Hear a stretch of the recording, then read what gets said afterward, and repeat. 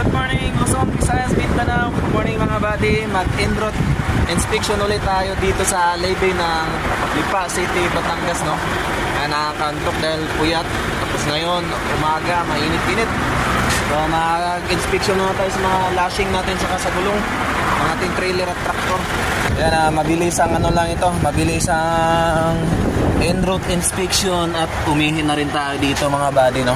Yung mga lashing natin sa taas. Okay. Yung pangarga natin ngayon na Mitsubishi Mirage lang. So ayan, deliver to ng Cebu ang deliver nito.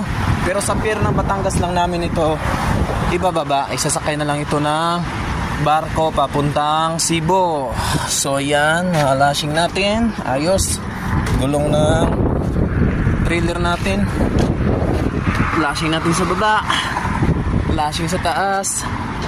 Kung ayos ba ang pagkakatali, walang lumuwag. Ayan, ayos. Ayan. Ito yung ginagawa natin pag nasa biyahe tayo, nag-i-en-route inspection tayo ng mga pangarga natin at sa trailer at sa tractor natin.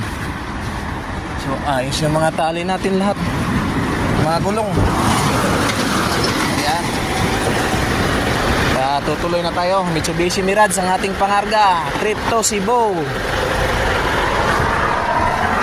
Yan.